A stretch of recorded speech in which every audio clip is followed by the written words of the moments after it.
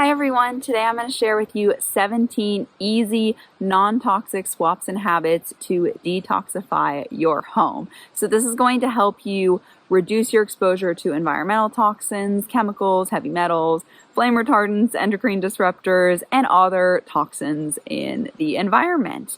And these, you probably already know, can lead to a lot of serious health problems. So one of the most important things we can do is minimize our exposure. When it comes to the world of toxins and health, it can be really overwhelming and discouraging. So I wanted to make a video to help you see that some of these changes can be really, really easy. One of the most uplifting thing about detoxing is your diet and your home are the two hugest things you can do to decrease your toxin exposure. You're going to spend a lot of time in your home. You're sleeping in your home. So if you really control how many toxins are in your home, you are going to decrease your exposure so much, even if you can't control things that are outside of your home. If you don't know me already, my name is Kaylee. I'm a certified nutritionist and gut health specialist, and I love helping people to heal their chronic gut issues at the root and just thrive health-wise. I use principles of ancestral nutrition and other holistic principles in helping people to do so. So let's get into it.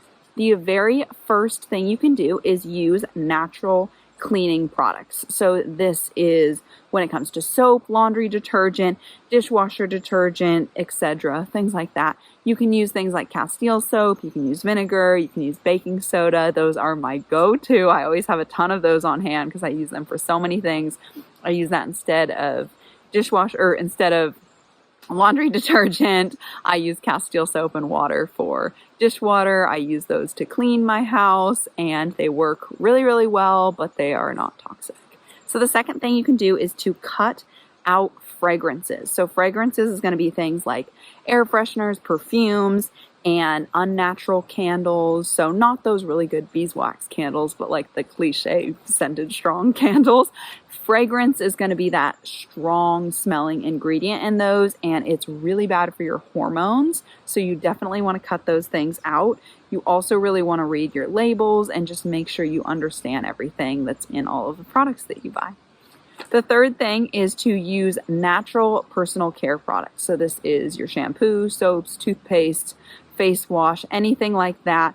I like to make them myself. So for shampoo, I'll use baking soda, or sometimes I'll use an egg yolk. For conditioner, I'll use apple cider vinegar and mix it with some water. That works really well for me. I make my own toothpaste with coconut oil and clay and baking soda and neem oil and peppermint oil. There's a lot of different options out there. I don't usually use any face wash. Sometimes I'll use something natural, like some apple cider vinegar with water or some yogurt or something like that. But in general, I like to make products that I use out of food that is the same quality that I would eat and is very, very simple. But with that being said, there are a lot of natural great products out there. So you can definitely find brands if you do want something a little bit stronger, I guess. So both of those are excellent options, but that's something you want to do. So the fifth one is to minimize plastic, especially in the kitchen, really everywhere, but I feel like the kitchen is where you should target your energy more, especially if there's any heat, like putting hot food into plastic. It's going to leach more plastics into your food. Now, this is really hard, so just do your best. So much food comes in plastic already, like so many meats come in plastic, like some tomatoes, berries, like so many things come in plastic, milk jugs, juices, like it's really hard. So just do your best. And I think a really good area to focus is on your food storage. So using glass jars, glass Tupperwares, stainless steel. You can use like beeswax cloths to cover things instead of saran wrap. So anything like that is going to be really, really helpful. Just focus on doing your best and reducing it. If you found a way to get rid of all of it, please let me know how in the comments. I would love to hear that. But other than that, it's a hard one, so just do your best, but it will make a difference. And the reason here is the plastics are really bad for your hormones. All right, so the fifth one is to cut out aluminum and Teflon in your kitchen. So Teflon is that non-stick material, And I won't get into all the details here, but it's really, really bad for you. And aluminum is also really bad for you. It's associated with Alzheimer's and dementia and a lot of different issues. So those are two really common kitchen utensil materials, I guess, that are really, really bad for you. So it's good to just go through your kitchen, and especially the things you use often enough. Like, I do have a few things that I rarely ever use that I still keep on hand that aren't perfect. Like, I think the little cake pan I have is probably aluminum, but I barely ever use it. So the biggest thing is focus on the things you use every day. Your pots and pans used frequently should be stainless steel or cast iron, just a really good quality material, and definitely shouldn't be plastic or aluminum. And then with time, just keep replacing those. And yeah, baking sheets are another really common one. So I switched to a glass Pyrex dish for baking things, and that works really well too. So the sixth one is to cut out seed oils. They are just so bad for you. I have a whole video about seed oils, so you can check that out up there if you want to. I won't spend too much time on this. They are really bad for you. They oxidize in your body. They have a lot of free radicals. They cause a lot of damage. They can lead to heart disease. They can clog your arteries. They are just really, really bad for you. So if you're exposed to it occasionally eating out, like, it's not the end of the world, but in your own kitchen, you should use butter, tallow, lard, coconut oil, something like that, that is not going to be a seed oil. And if you don't know, seed oils are going to be oils that are made from a seed. So this can be canola oil, corn seed oil, cottonseed oil, sunflower, safflower, soy, rice bran, grapeseed, anything like that. All right, the seventh is to air out your home regularly.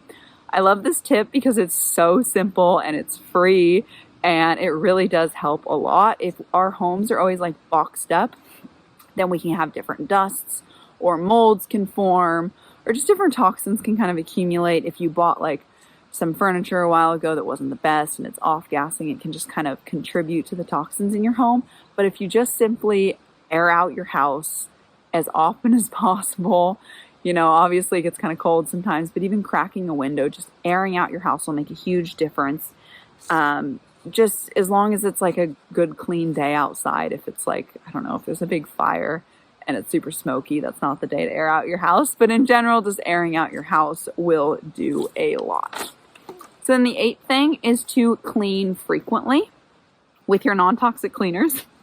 So you want to keep your house clean. Primarily, you just don't want like dusts and molds to accumulate, because that can add an extra burden onto your toxin load. So really just don't let big like piles of things accumulate. They get all dusty and then like boxes all in a corner where you never get back there to vacuum. Just try to minimize dust and just keep things clean. You don't have to go crazy. You can use the vinegar, water, spray. You can use natural cleaners. You can use Castile soap, things like that. Yeah, I would just say don't let your house get all dusty and moldy is the main thing here. Now, the ninth thing is to opt for hardwood floor over carpet if possible. Carpet just gets so nasty, dirty, and maybe some people are good about shampooing it all the time, but I feel like most people aren't. And even so, it just traps so much junk in there. So if there's any chance you can get hardwood floor, and any opportunities you have, I would pick hardwood floor over carpet, because it's just so much easier to prevent the buildup of a bunch of funky things. Now, the 10th tip is to keep it mold free. So really air out your bathroom religiously after you take a shower. And, you know, if you have the doors, like move them, open them so it really gets aired out in there, and just keep on top of mold. If you see any mold, deal with it as quickly as possible. Molds make mycotoxins, which have so many effects on your health that are not good. So you really do want to deal with mold quickly. I am still looking into the best kind of non-toxic ways to deal with mold. So if you actually have any suggestions of what to put on mold to kill it, to get rid of the stains, anything like that that's non-toxic, I would love to hear about that. So please leave me a comment if you have any ideas for that, because I haven't dug into that too much yet. All right, so the 11th tip is to change filters regularly. So This is like if you have an air conditioner or heater or anything like that that has a filter in it, it's really easy to forget about them, but they trap up a lot of dusts and things like that. So it's really good to clean those out regularly to make sure you're not kind of blowing the funky dust that's been accumulating back into your house again. The 12th tip is to use a water and shower filter. The other option here is if you just have a whole house filter. I have a water filter. I use one of those Berkey filters, and then I have a shower filter. I use the Live Pristine one. So I have two separate filters, but this will help a lot. A lot of toxins are in tap water.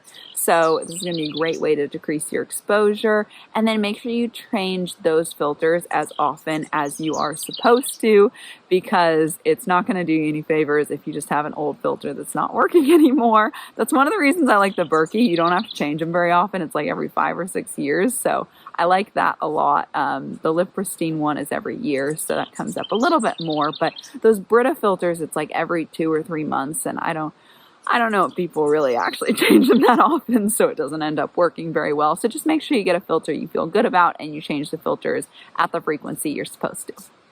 All right, the 13th one is to choose non-toxic furniture. So you really want to be getting things that don't have flame retardants in them. Wool is great for this, because I believe there are some like regulations on furniture companies about like having to put flame retardants in certain things. So wool gets around this because it's naturally like flame resistant. So a lot of companies can make things out of wool and not have to like legally put any flame retardants in them. So wool is a really great option for this.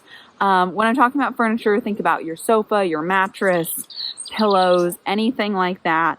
You really want them to be made of like good natural materials, and you can find websites. There's a lot of different ones out there that talk about how they're non-toxic, and you can read all about it on there. So you can go down a whole rabbit hole with that. But in general, just think natural materials, wool, cotton, things like that. And then if you do end up buying something that's not the best, the second best thing to do is at least to like air it out outside or in the garage or something for a few days before bringing it into the house, so at least it does a lot of the off-gassing out there. I believe it will still off-gas for like a year or 2 years or for a long time, so this is by no means a great option. The best is to just buy the non-toxic one, but at least if you are going to buy one that's not the best, you could let it off-gas outside of your house a little bit first, because it should decrease with time how much it's doing that. Another thing here is, for this, what I do is when I go to buy a new one, I choose the natural one. This stuff can start to get a little overwhelming and expensive if you just swap everything out immediately. And some of these aren't going to make as huge of a difference if you're a little unsure on the quality and it's really old and it probably did all its off-gassing already. However, they can also build up molds and things like that inside, so that's another thing to be aware of. But in general, you don't have to do it immediately, but eventually when you go to get a new mattress or a new sofa, it's best to pick a very natural, non-toxic one. Now, the 14th tip is to switch to wired internet or to turn off your Wi-Fi router when you're not using it. So this will help to decrease your exposure to EMFs. You don't have to do the wired internet, but that's the best option. If you do still have Wi-Fi, it's great to turn it off when you're not using it. If you have your computers and your phones, it's great to turn off Wi-Fi, turn it on airplane mode, turn off Bluetooth, any of those things when you're not using them. Putting your Wi-Fi router in like a corner of your house you go into the least is great. Don't put it right next to your bed. Just try to minimize the exposure there. You can also do things like, really, when you're looking for a place to rent or buy, try to make sure it's not right near like cell towers or 5G towers. That's going to really hit you with a little blast of EMFs. So just avoid those kinds of things. And that'll help. And then tip number 15 is more on avoiding EMFs. So that's going to be limit Bluetooth use. So this will help to reduce the EMFs, like I just said. But basically what you can do here is think headphones are really common to use Bluetooth now. So just switch back to those wired headphones that don't use Bluetooth. You don't want Bluetooth like blasting right here, right next to your brain. And then also, like I said before, I will turn my computer and my phone have Bluetooth turned off all the time. And then if I need to use it for something, I'll turn it on and I'll turn it right back off. You have to do this in the settings. If you just slide up and turn Bluetooth off, it just turns it back on automatically. That's kind of annoying. So definitely go in settings to turn that off and just minimize Bluetooth in general because it's going to be a source of a lot of EMFs. Now, the 16th tip is don't use a microwave. This is another source of EMFs, and it also destroys nutrients in your food, making it less nutritious. So just don't use a microwave. There's a really easy way to heat food up without using it. You can put, if it's something like rice or oatmeal, you can put it in a little pot, add a little water, put a lid on it, and then cook it till the water cooks out. Some things like potatoes, you could reheat in a pan or reheat in the oven. Things like meatloaf or chicken pot pie or enchiladas, I'll just reheat in the oven. And meat, I'll just reheat in a pan. So there's a lot of easy ways to reheat food that don't use a microwave. Now the next tip, the 17th one, is to choose natural materials as much as possible. So think about clothes, towels, sheets, anything made of a material. Just really, really try to focus on natural ones. So cotton and wool are going to be awesome. You can also go for leather, linen, things like that are going to be the best. Bamboo is okay. Yeah, and avoid like polyester, absolutely avoid. And just any other kind of synthetic materials. Polyester is plastic, so you really don't want plastic on your skin. And yeah, if I missed any good tips, let me know. I want to hear your other tips for detoxifying your home. So please leave a comment with any other tips you have so that we can all benefit from them. And then I want to let you know next week, I'm actually going to do a Q&A. I've done a few of these before and I've gotten a lot of positive feedback that people like them. So if you want me to answer your question in next week's Q&A video, go down to the description and click on that form that I'm going to leave right there. And it's just a Google form. You click on it, write your question in, make sure you submit it before next Tuesday.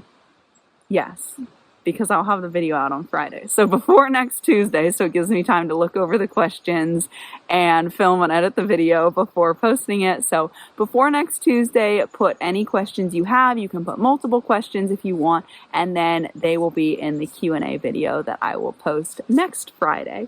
So yeah, I hope you enjoyed this video. Subscribe if you want to learn more about healing your gut naturally and ancestral nutrition and just a holistic, healthy lifestyle. And if you want to learn more about detoxing, I will link my playlist with all the videos I have about detoxing so that you can learn more about improving your body's detoxification systems and also decreasing your toxin exposure. So I'll link that on the screen if you want to check it out.